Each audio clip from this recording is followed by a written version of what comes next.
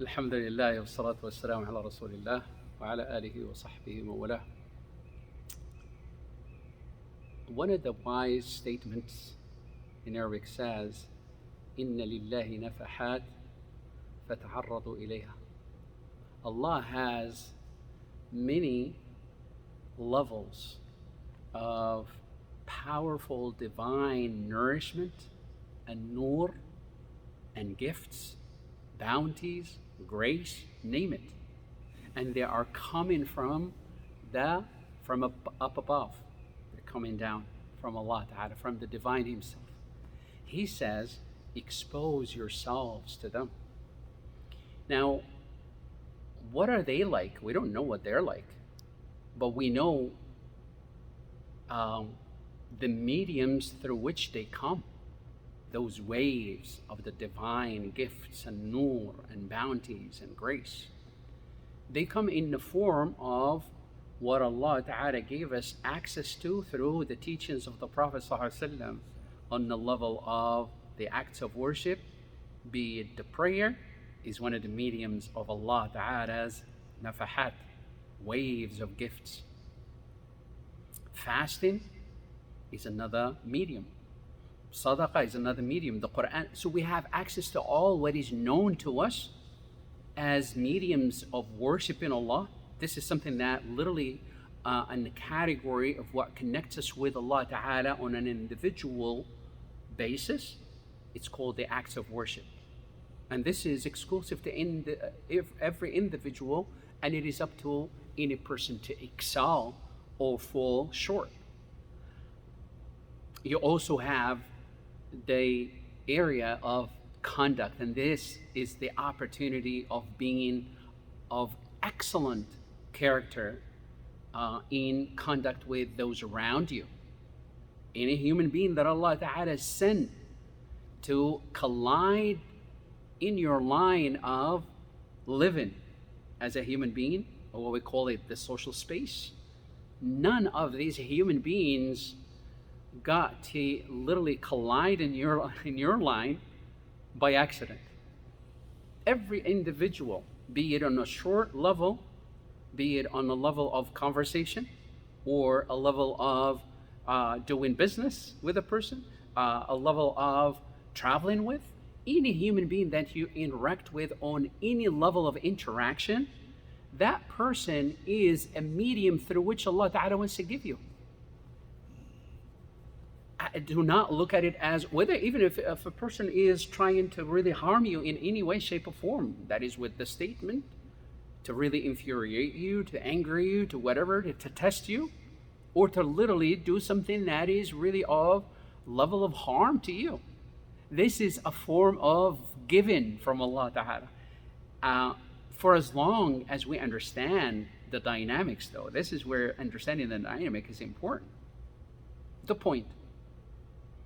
Allah subhanahu wa ta'ala gives us, through all of these mediums, a level of gifts and what we call them rewards.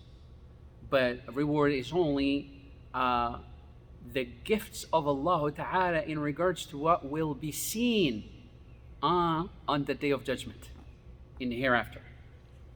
But what those gifts also do in the life of this world, they bring peace, tranquility, ease, blessings. So it's not only on the level of being of tremendous reward for us, which is literally the provision, if you will, for the hereafter, but it is also a blessing for the life of this world as well. On the level of your health, you will find that your health is blessed. Your wealth is blessed. Your mind, that the space of your mind and heart is also calm, cool, calm, and collected. Tranquility, serenity, peace. Those are things you cannot buy, not with popping all these volumes. That will not get you anywhere. But rather what those acts of worship, what the excellent level of conduct with others, with that conscious understanding that you hit those marks as a conscious decision to worship Allah, to obey Allah, then you get both the reward for the home of your the hereafter, but you also get the immediate reward for this one, and that is what you will see as a blessing on all level, on your health, wealth, family, thoughts, everywhere. You will find that because of that, the consequence of it affects, or rather the effect of it, it also extends to every area of your worldly materialistic life as well. One of them is the 6 days of Shawwal. 6 days of Shawwal, the Prophet ﷺ, when he spoke about the reward, he mentioned just one thing, and he says it would go down on one's record as if that person had fasted 60 days. Why? Because the rule of thumb is that every good deed is multiplied at least by the bare minimum of 10 folds, which means 6 days times 10 is 60. This is where we get the 60. That makes up for 2 months. And the month of Ramadan alone makes up for 30 days times 10 is 300. That makes up for 10 months. This is when it comes to the level of reward for the hereafter to be seen with Allah subhanahu wa ta'ala. But also the Prophet ﷺ spoke about the technicalities, what is known as fiqh, on how to do it and all. You can either fast those days consecutively, and especially if it is done in congregation, it's easier and it's quicker. Immediately after Eid, you can literally start the very next day after Eid, and you can start your 6 days, provided that you leave out Saturday, because the Prophet ﷺ put Saturday as a day of prohibition to fast in an extra voluntary prayer, fasting rather. So you skip Saturday and you continue fasting through Friday every day of the week, provided that Friday needs to have Thursday with it for you to be able to fast Friday. But you don't single out Friday by itself, simply because Friday has the concept of the weekly Eid, and the Eid by definition is not to be fasted. But if you fast Thursday with Friday, then you can fast Thursday. So you end up literally skipping only Saturday. The point, or you can spread those days, like those who have the habit of fasting Mondays and Thursdays. They can do that.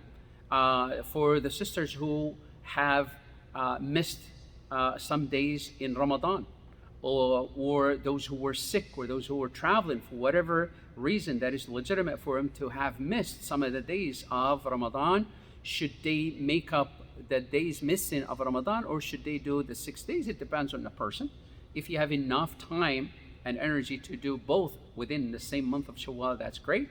But if you have to choose between the 6 days or Ramadan, you do 6 days of Shawwal. Why? Because the 6 days are only limited to that month, versus making up anything missing that you've missed in Ramadan. You have the rest of the other months all the way until next Sha'ban, before Ramadan, to make up for those.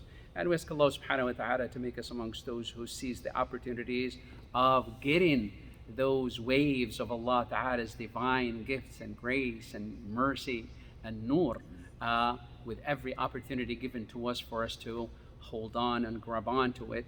And we ask Allah subhanahu wa ta'ala to make us amongst those who, when they hear the speech, they follow the best of it. Wa sallallahu wa sallam ala Muhammad, alhamdulillahi rabbil alamin.